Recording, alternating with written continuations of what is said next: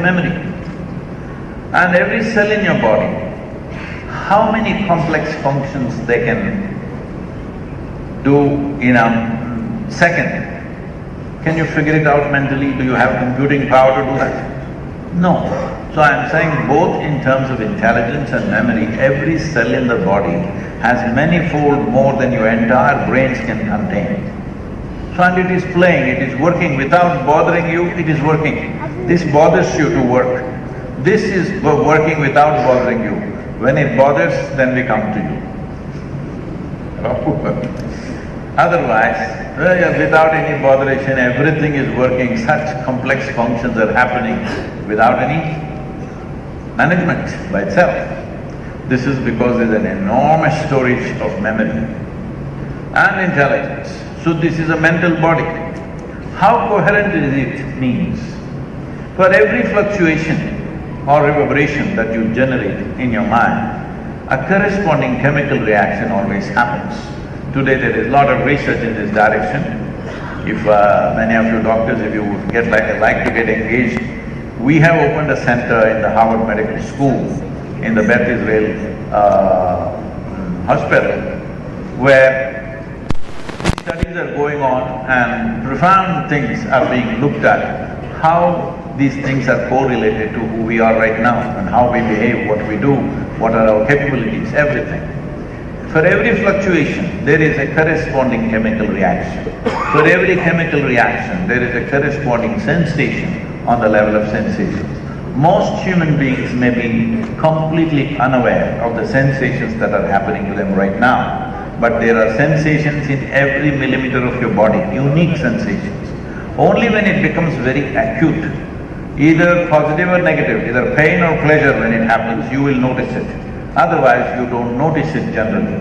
But if you pay enough attention, you will notice all the sensations because they are happening all the time. And similarly, for every sensation, in turn, a chemical reaction happens. Because of the chemical reaction, another fluctuation happens. So this is a ruthless cycle. If you just touch the firmament of your mind once and leave it, this cycle picks up and it just keeps on picking up momentum. This picking up of momentum will create so many chemical deposits which will disalign your chemical coherence at some level, and then it'll start doing things. But today, medicine is looking at it in this way, that stress and your ailments are connected. It is not necessary that you must be stressed. It is just that you're busy in your head all the time. That is, you're having a mental diarrhea. Usually regular diarrhea, they come to you, but I'm talking about mental diarrhea you're having. Mental diarrhea will cause this, that it'll bring about a chemical dissonance with the rest of the system. So gradually something will start breaking down. What will break down? When a certain amount of chemical dissonance happens, whatever is intrinsically weak within us because of our parentage, accordingly those things will happen. Now we will say that disease is genetically coming.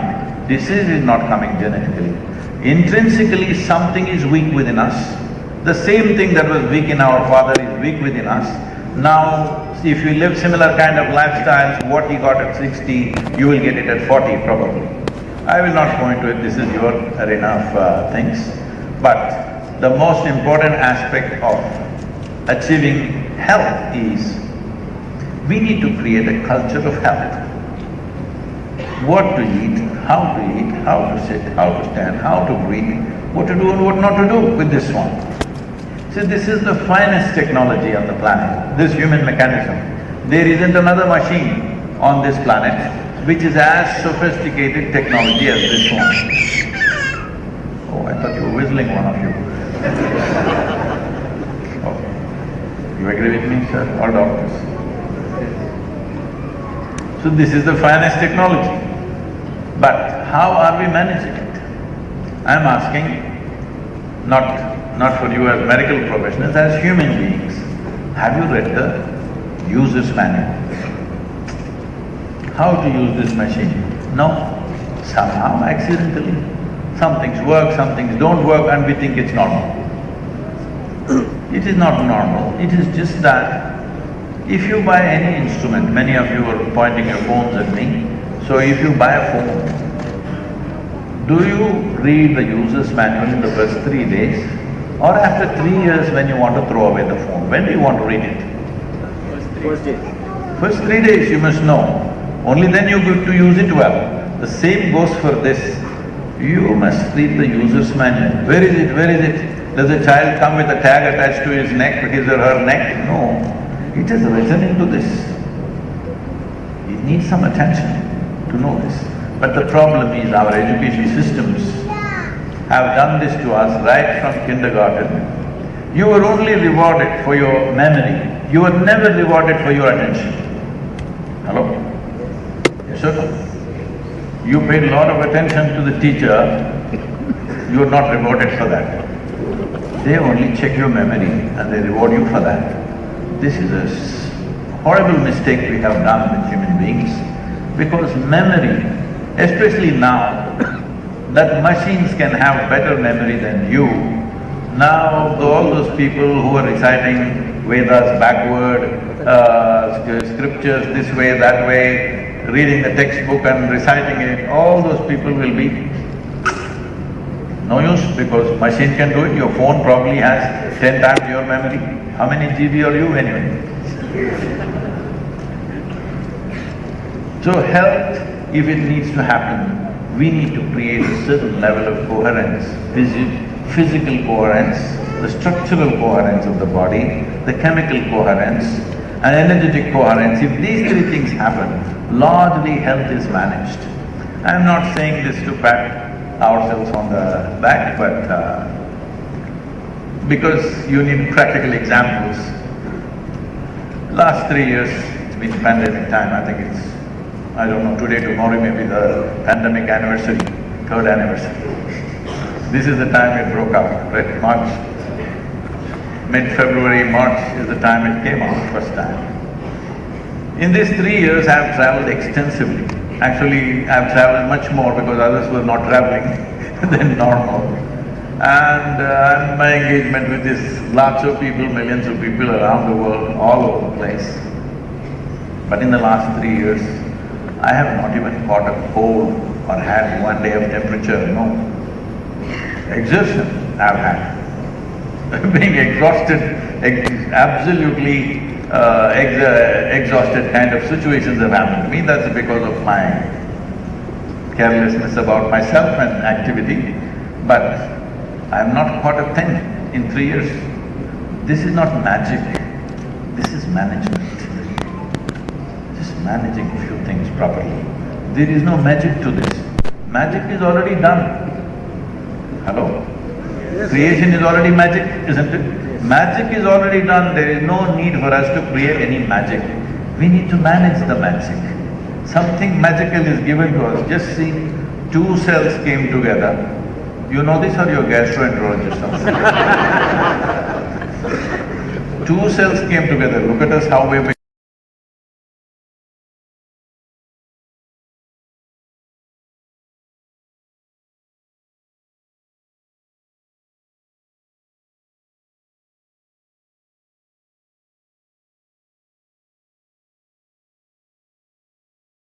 magic, managing the magic, this is the whole thing.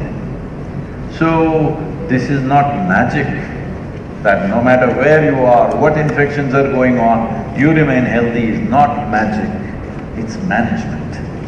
What to eat, how to be, how to breathe, how to sit, how to stand. If one understands this is very much possible for every human being.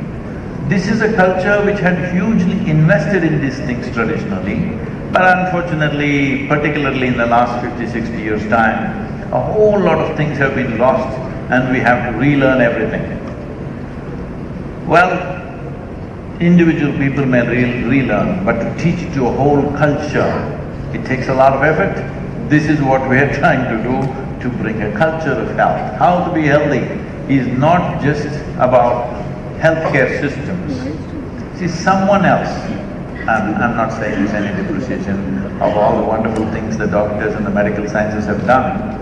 Many of us, almost all of us, are still alive because of the various development in the medical science. There is no denying of that. because average life expectancy of an Indian in 1947 was 28 years. Except the very young babies who are here, none of us have a right to be here by those standards, all right? So thanks to the medical sciences, I'm not trying to depreciate that, but still, we need to understand nobody can give us health. Somebody can help us when something goes wrong. Nobody can give us health. We have to create health. We have to manage this magic that we have in a healthy way. Health is not just in medicine or in a doctor's kit. It's not a toolkit like that. Health is when everything is functioning smoothly within this will be healthy. But when we do too many things unconsciously and compulsively, then being healthy becomes a big challenge. The way we are going, my projection, I could be wrong, please tell me. My projection is, if we go in the same way, we eat the way we are eating, we live the way we are living, if we do this, in another 50 years, at least 50% of the people, 50% of the population needs hospitalization. We are going there very rapidly. It is just that today, many hospitals are being built like hotels. They call it many things, health resort. It's a hospital with a swanky atmosphere, all right?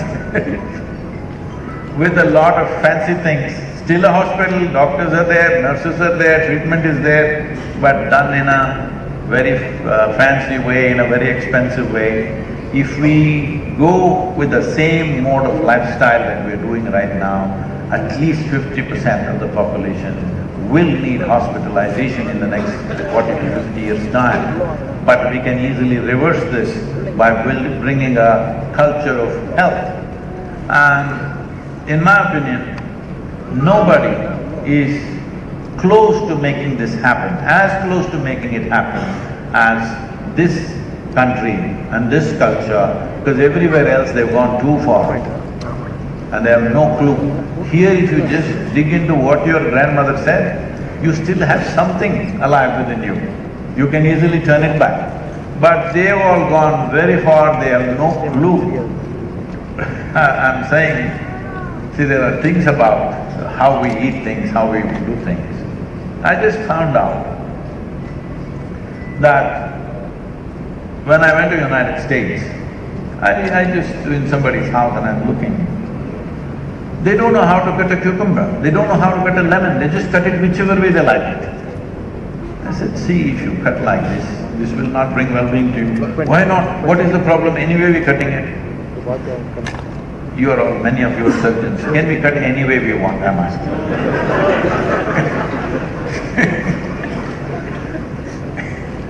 There is a certain way to do it.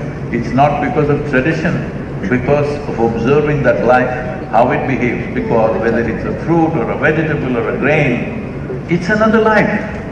It has to come and fuse into this life and make this life happen. If you're just thinking about nourishment as certain measurable facts, is a very wrong way to approach. There was something about the Safe Soil movement. I was shocked to see that nearly 84 to 85% of the nations on the planet treat soil as an inanimate substance, that they only think of nitrogen, phosphate and this and that. But it's the largest living system in the universe, not just on the planet. But we are treating it as an inanimate substance, we only think of chemicals. Unfortunately, we are also approaching the human body like that. We are thinking of measurable facts, how much protein, how much vitamin, how much this. That's not the only thing. One life, if it has to merge and become this life, there is a certain process that's happening within us. See, who we are right now, what I call as myself, was something else yesterday, isn't it? Gastroenterology, am I saying something wrong? No. No. What was a piece of carrot, today has become body. What was a banana has become a body. What was an apple has become a body.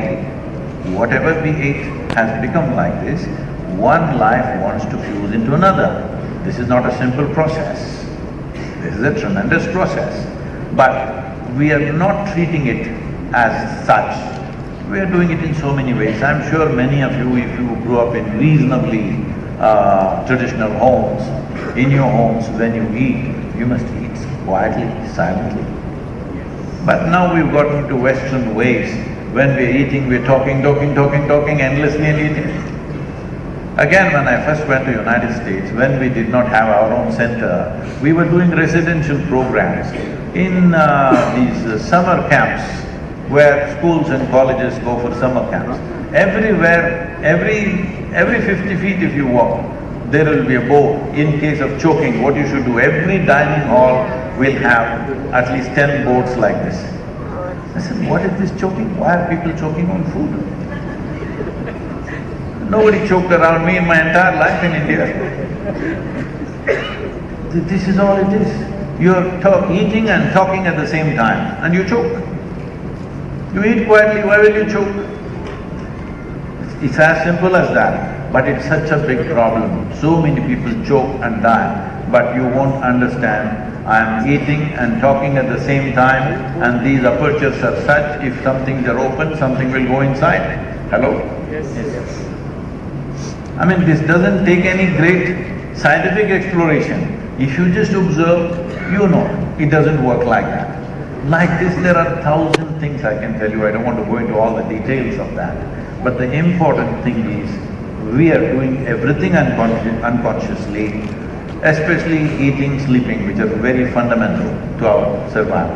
When we talk about survival, there are two fundamental things, eating and sleeping. All others are secondary. We must eat to sustain this body and we must sleep. These are two compulsive processes of survival. This is why, you know, Mahashivratri is coming 18th of February. I welcome you all, if it's possible for you, please come. On that day, no eating, no sleeping. Why no eating, no sleeping? Because the whole idea is to transcend the survival process. If you can simply sit here, normal, without anything in your stomach, not suffering, not lying down in your bed, normal, joyfully if you can sit here, stomach is burning of course, but you can sit here joyfully, consciously being hungry. And if you can sit here consciously, it doesn't matter how much the body says, I want to sleep, you can sit here alert. If these two things you do, in many ways you rise above the physical nature of who you are. This is why Mahashivratri, no eating, no sleeping. Two things which are fundamentals of survival. If you cross this, you in some way you cross the physical trap that life is, that body holds you with a certain power over you. You can go above that. Once you're above something, you see everything clearly. Hello? See, suppose after this conference you're driving through the airport, big traffic jam. Coimbatore, it's become like that, everyday traffic jam only.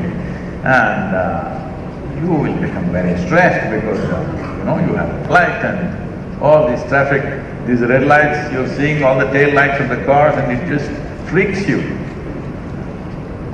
But then somehow you got there, you got into the plane and you took off. Then as it circles you see still traffic jam, but it looks so wonderful. All red lights and white lights, it looks really good once you're up there. Hello? Do you see how pretty a traffic jam looks? But when you're in it, it's a different matter altogether. So, little distance from the body if we create, we clearly know how it works, what happens with this, how it responds to different things. Simple things. People… See, we have taken to this Western mode since the British came. We started eating in the middle of the afternoon. Otherwise, people in this country never ate in the middle of the afternoon. Because this is one thing you must understand. Here we are in Coimbatore, we are fortunate that we are at 11 degrees latitude. This is very important. I will not go into great details because then all of you might migrate to Coimbatore city. More traffic jam will happen. So, one important thing is, in the yogic culture, which was there in normal culture in this country, is You must always eat before the sun crosses the 60-degree angle. This is 90-degree angle, this is approximately 60-degree angle. Before sun rises above that, you must eat. And next meal you must eat only after it goes down below 60 degrees.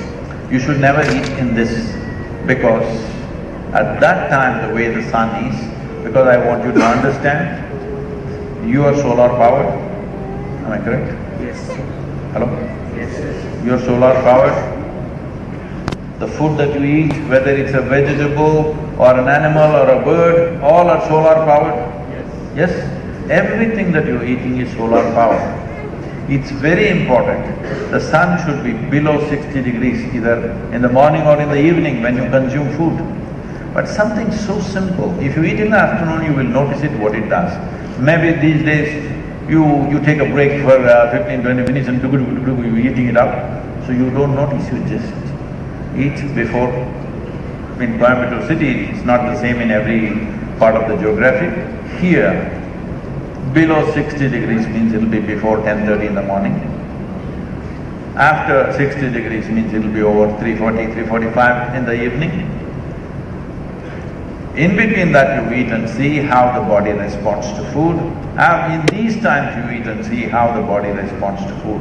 This eating breakfast, lunch, dinner essentially is an English practice that we have taken to and we are adhering to. So we are having all the English problems without that weather, okay? Except the weather, everything else we are suffering. English problems, many things. So it's important that we understand the way the body is made. Body is not suddenly popped up from somewhere. This is a consequence of all the other life process which is happening on this planet and all the other activity that's happening in the solar system and in the rest of the universe. We are not just suddenly a pop-up from somewhere. We are a consequence of all these forces functioning in a certain way. Among all this, there is a certain coherence. You cannot really manage all of it, but if we manage a few of those things, being healthy is very much possible. Above all, doctors should be healthy. Hello? Yes, sir? Yes. Doctors must be healthy. They have no business to be any other way, because in many ways, you must be a picture of health. It's very important. It's very important. Today, our modern medicine might have moved in the direction of doing everything by chemical manipulation, but as you know, even in the medical fraternities, it is building up that this is not the way to conduct health. This mode of treatment was good when infectious diseases were the dominant force, that you chemical bomb them, because it's an invasion, you have to kill them somehow. But now, as you see, I don't know what's the percentage, but I assume more than 50% is not infectious, it is more chronic ailments, am I correct, the percentage? At least 50% is chronic ailments. Only in the last 3 years, well, we had a pandemic, but that is not an everyday thing. But otherwise, people are sick by choice. When I say by choice, I know it's very insulting for a person who is not well right now, but it is by choice. Infection, it may not be by choice, it may happen to us somehow. But anything else that happens in the body is somewhere by choice or by ignorance. Ignorance is also by choice, isn't it? Hello? Yes. Ignorance is by choice, isn't it? So, we've chosen to remain ignorant. We've not made the necessary effort because we've not paid enough significance to it, because all of us are born with a certain vibrance and coherence in the body that without much care, most of us can be healthy till we are 25, 30 years of age. If we are doing the right things, that same pattern may continue till you are 60 to 70, 75. After that, old parts will start wearing out. There'll be some issues, we need to manage that. But for most people, by 30, 35, they start breaking down because you are not treating the machine properly. You've been doing serial wrong things. Now, slowly it's manifesting, because the first 25, 30 years, there was a certain robustness, and a certain natural coherence to your body and the rest of what's happening around. So it was working. Once it wears out or once the dissonance becomes too strong, then your lifestyle, what you eat, how you breathe, how you think, how you feel, all these things will affect. Well, today gastroenterologist, if somebody, like at one time, my brother was running a chemist shop. He's a pharmacist, and I used to see examination time means they will stock up huge piles of anti-diarrheal tablets. Examination coming means everybody's having diarrhea. I never had such a problem because examination meant nothing to me. But a whole lot of people, not one or two, hundreds and thousands of people in a given city will have diarrhea on 10 standard exams, 12 standard exams, means they're having diarrhea. So I'm saying if you just create a certain kind of thought process, your gastro system goes into a toss, all right? So this goes into your toss, this also goes into a toss, that is also there. The reverse action is very much there. Today, the gut biome, health how it is, and your mental stability how it is are related. The soil bioorganics and psychological problems are directly connected. There's a whole lot of study showing this. The lack of certain organisms in the soil is bringing about a whole host of psychological problems. These things have been studied, and there are very responsible scientists who have published these things. So with all this, what I'm trying to say is, health is not something that you do just here. There is a certain coherence, the atmosphere we live in, the kind of company you keep, how you sit, how you stand, what is around you. We can keep anything we want, but why flowers? It has its own thing. Simple thing would be, these flowers are a nuisance because every day you have to check them, every 2 days you have to replace them. You buy a set of plastic flowers and keep it, 10 years guarantee. That does a different thing to you altogether. So, about the food, today, this year is supposed to be the year of millets. I think if we do just this one thing, 50% of your diet moves to millet consumption. In the carbohydrate consumption, if 50% at least is millet, I'm telling you, there'll be a marked improvement in the way you are in terms of your health, and the volume of food that you need to consume will come down significantly, which is very important for the gastro system, that if you can eat less food and create more energy, it is very good, because more food and less energy means it gets stressed. Too much process to do for a little bit of energy to happen. I would say,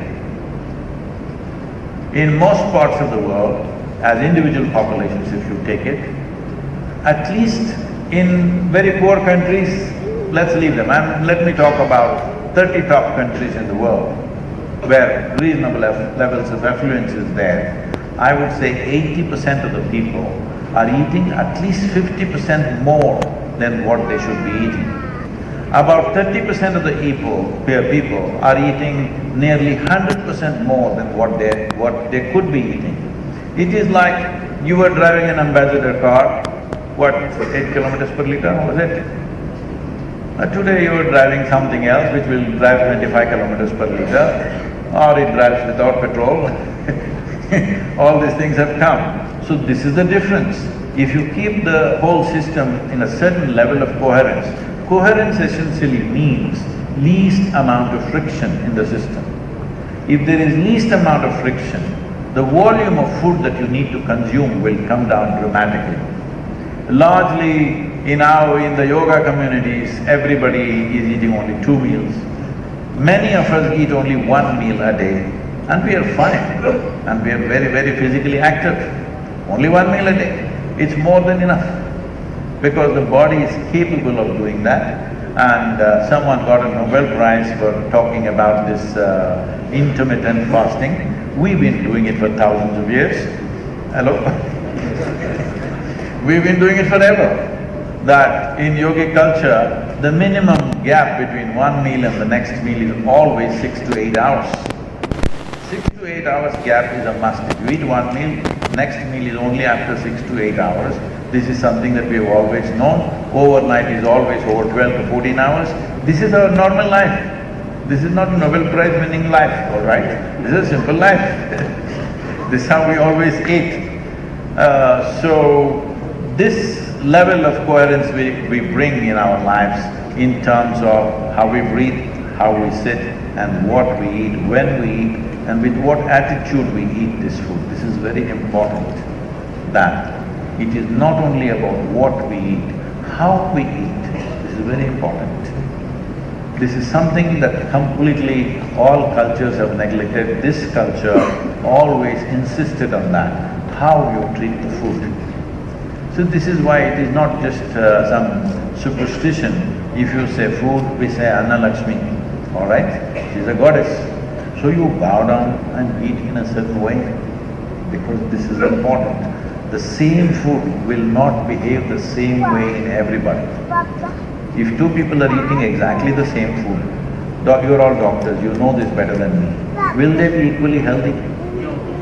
No, it behaves differently because there are many aspects, and above all, how you receive is very important. Only problem with getting coherence and becoming healthy is you may live long, and if you are not a joyful person, it will be a punishment. Hello? If you're not a joyful person, if you're miserable and if you live long, it will be a very long lifetime. This happened. Can I tell you a joke? You're getting very serious. This happened. A husband and wife, a couple, were to celebrate their 50th wedding anniversary. Anybody in that condition? Nobody. 50th wedding anniversary.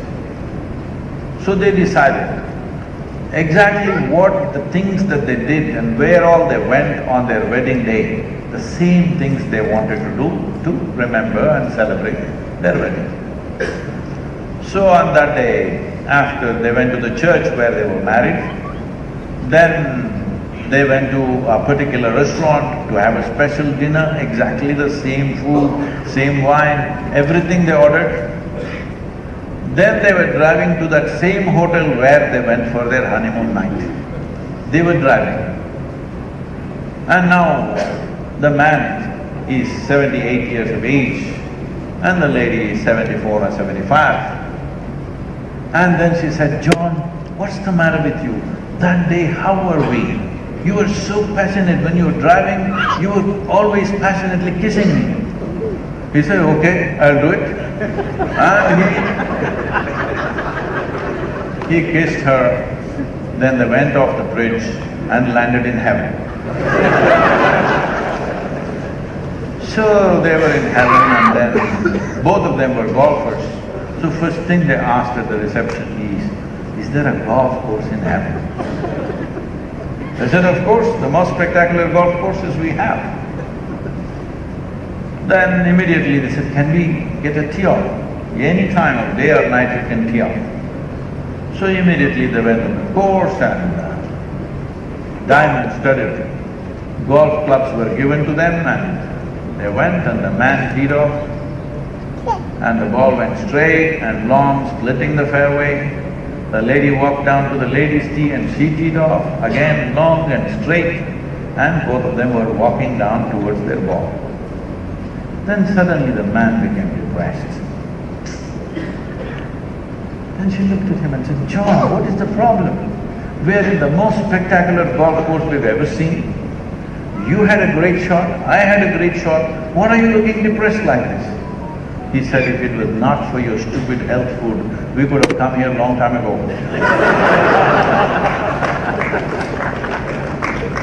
There are some disadvantages. Please, if you have questions,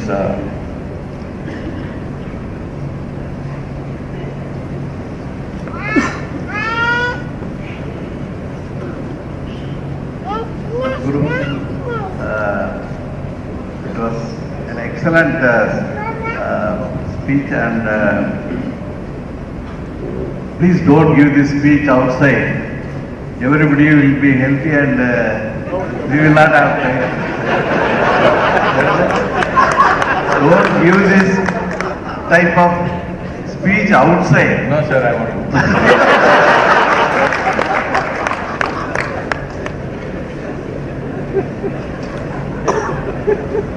Sadhguru, the Other doctors I can speak, only clients I should not speak. thank you very much. And we are all in a profession. Sometime we have to work all the 24 hours. And during COVID time and all, even otherwise as surgeons, gastroenterology surgeons, we are always test. First diagnosis, then complicated surgery, handling of complicated surgery. After handling, our patient should become all right. And nowadays their expectations and demands are very high. Cost is another factor.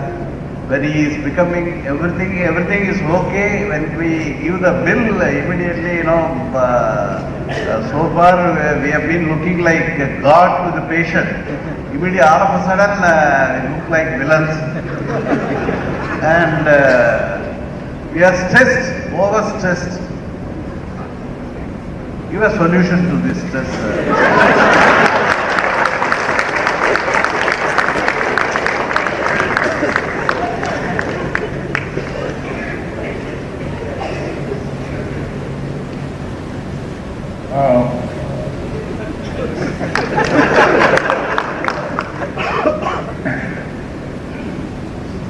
So in every aspect of life, there is an ideal way of doing things. There is a horrible way of doing things. Most people hang somewhere in between. Even if you're aspiring for the ideal is that kind of place, that high up, that generally we don't get all the way up. We're trying to get there. But as long as we're continuously striving to get there, it's okay. We may not get there in our lifetime. So the ideal is, when it comes to education, when it comes to medicine and also spirituality, you should never think it's your profession. It's not your profession. It's a profound responsibility. That responsibility, how to fulfill it? As I said earlier, if you want to fulfill it, first thing is, you must be in the best possible condition. I was speaking at the Yale Medical School, and they tell me, that year, about 13 medical students who are in the post-graduation or something, they committed suicide. On an average in the United States, over 100 doctors per year commit suicide.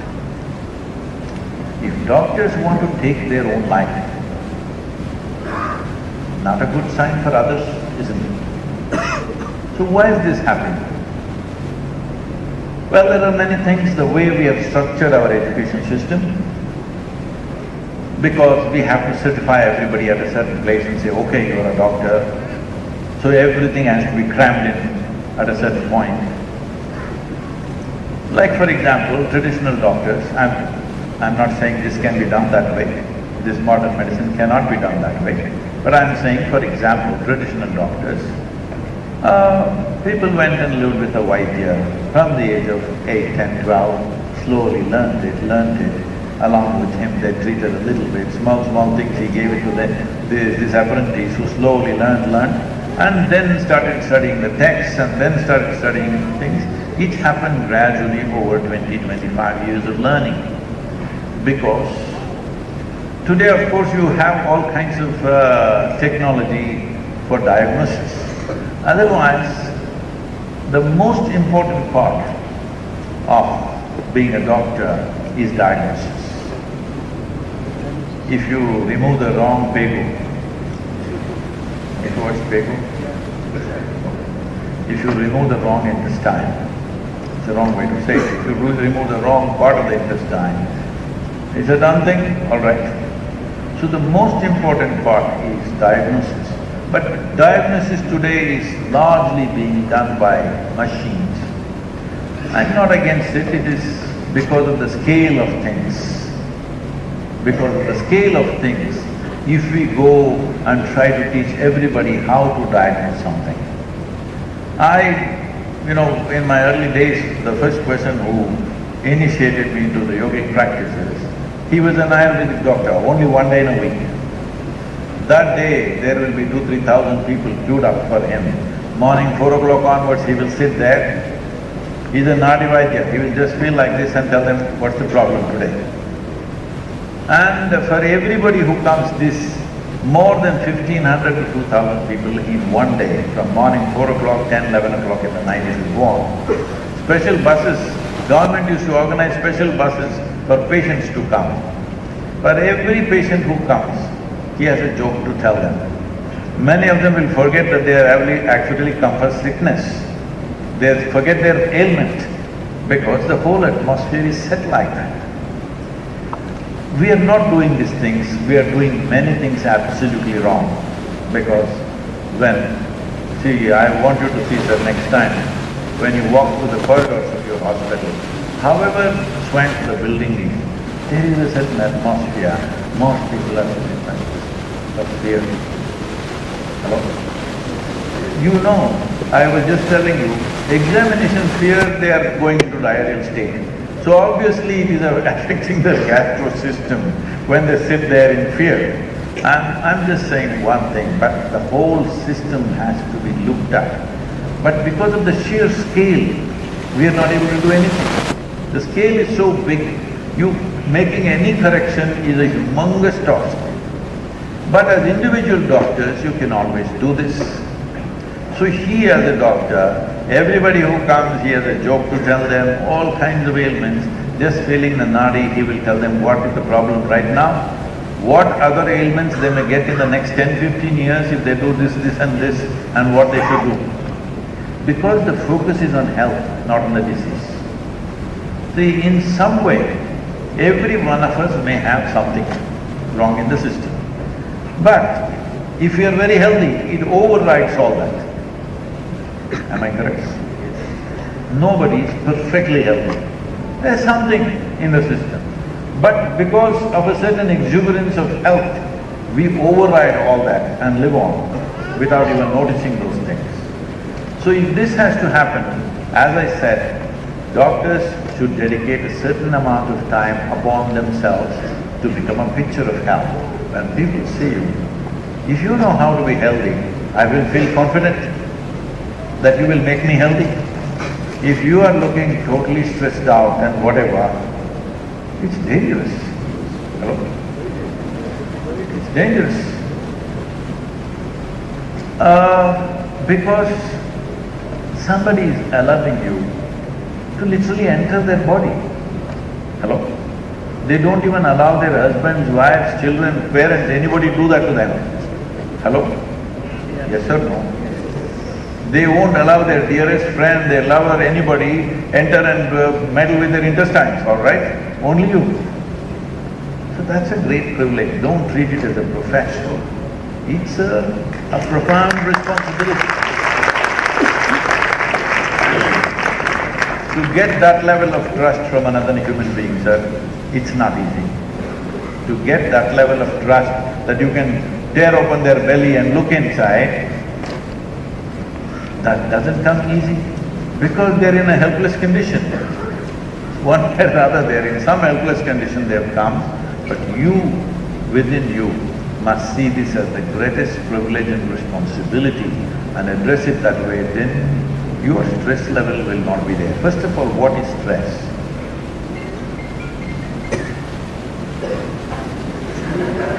My body responds to music, what can I do?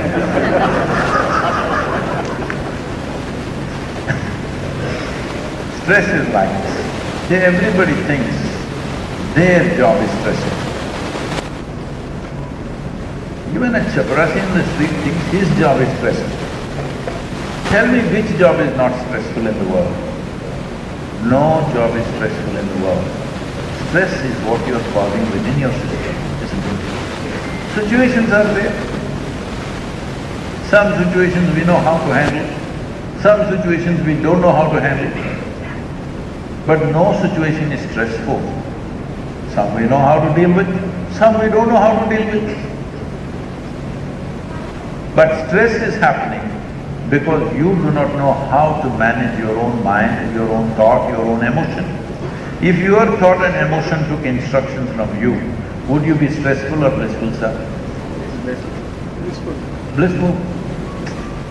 So it's just that your faculties are not taking instructions from you.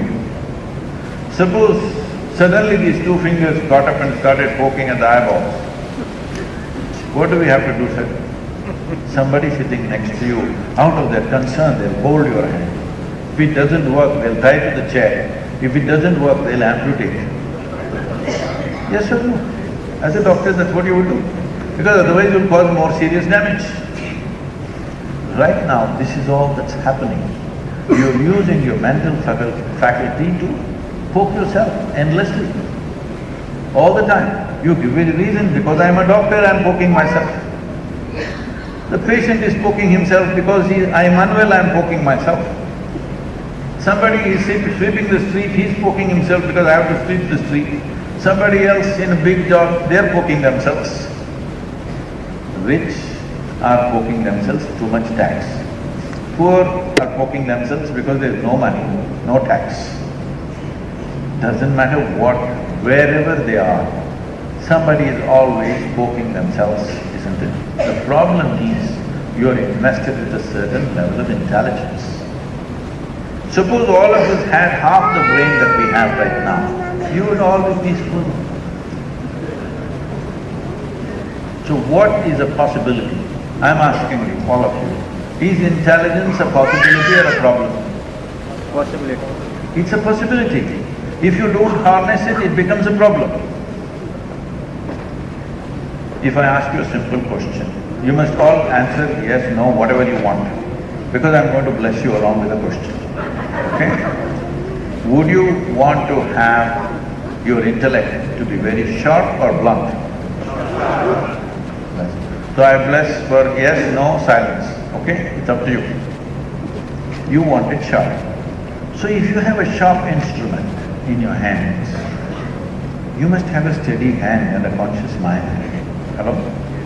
Why is it that we don't give a sharp instrument to a child?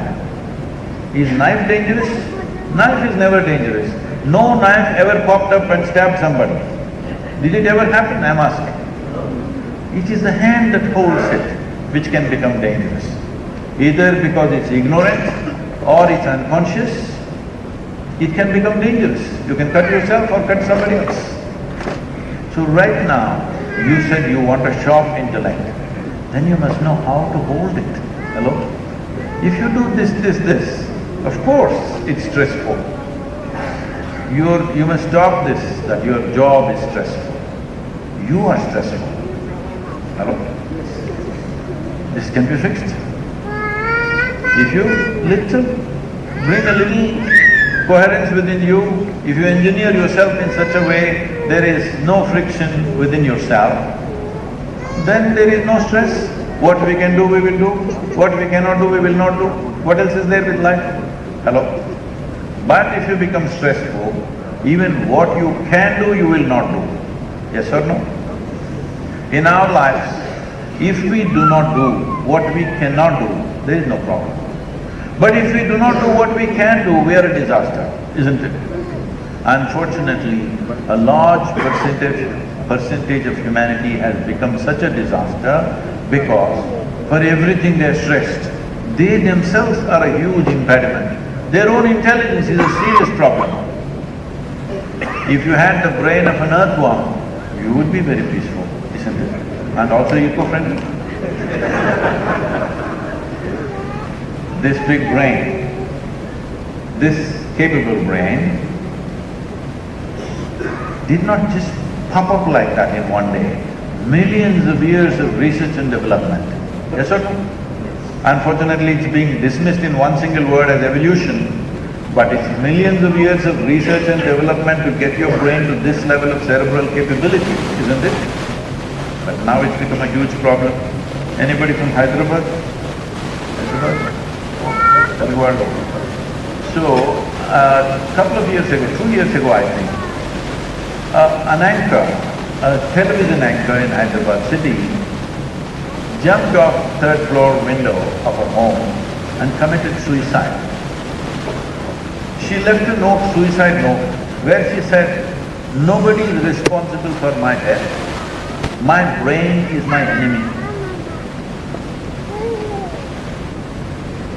To make this brain, it took millions of years, and now it's your enemy. What to do? What is a tremendous potential? If you don't harness it, if you don't hold it right, unfortunately you will experience it as a problem. So, don't ever think your job is a problem. Your job is stressful. You are causing stress. Why is it?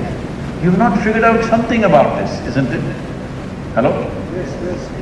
So, if you wish, we will offer an engineering program for all of you who have a president. If you decide, sir, we will do that. You can even do part of it online, and just one part of it you need to learn the practice directly, but the rest of it can be done online. You must do this because it's very important. See, if I tell you how many types of work I'm doing in a given day, people keep asking me, "Sadhguru, don't keep on doing so many things, Sadhguru.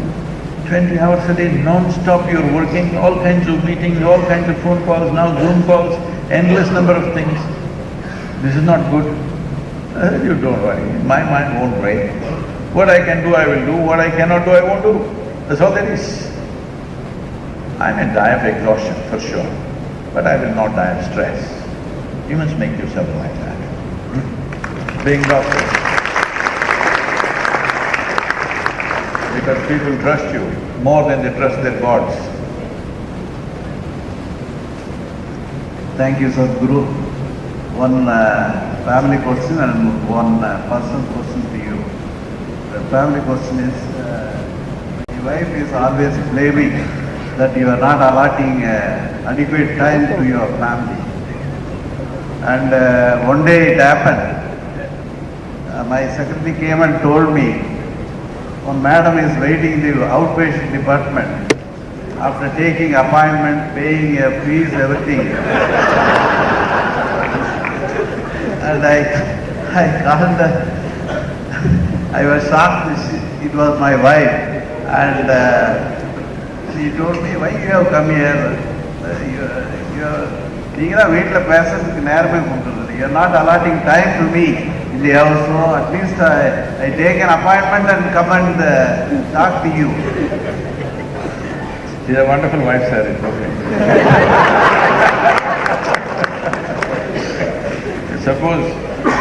Suppose there is a wife who is happy that you're not coming home, is it good?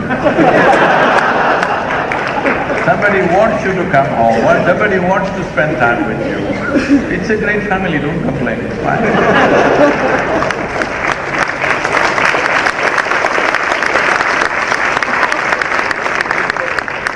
Sadhguru, when I was waiting outside to receive you, one pilot car came, and after that one car came, and I was looking in the back seat. The VIP, that is you, was not there. To my surprise and shock, from the driving seat you have come and you have driven the car.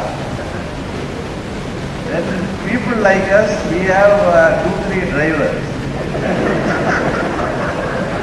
Why don't you appoint driver, and when you are doing so many work, and you can ask him to drive and come safely.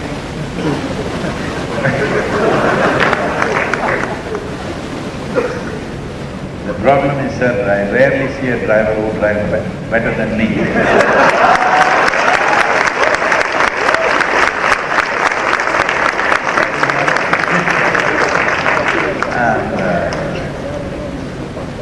It is,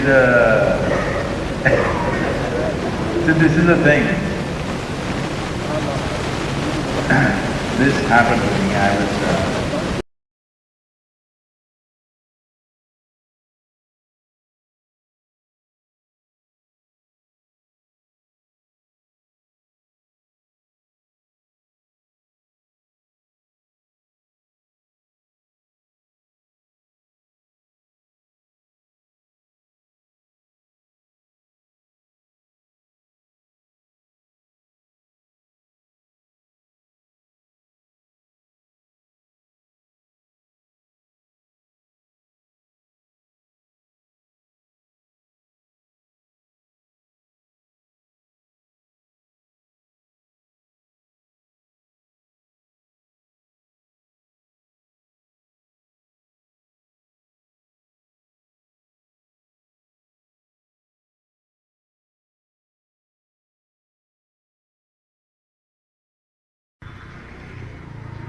சொல்லலாம். ஆனால் இப்போது இந்த கொண்டாயமலை ஊராட்சியில் இது மாதிரி அடிதடி நடந்திருக்கு. ஒரு கவுன்சிலர் வந்து தாக்கியிருக்காரு, ஆளுங்கட்சி கவுன்சிலர் அப்படின்னு சொல்லிலாம் ஒரு வைரல் வீடியோ போயிட்டுருக்கு.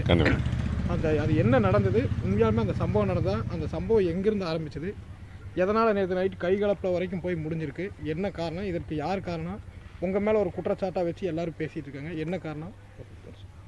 வணக்கங்க. நான் கொண்டைமலை ஊராட்சி 9வது வார்டு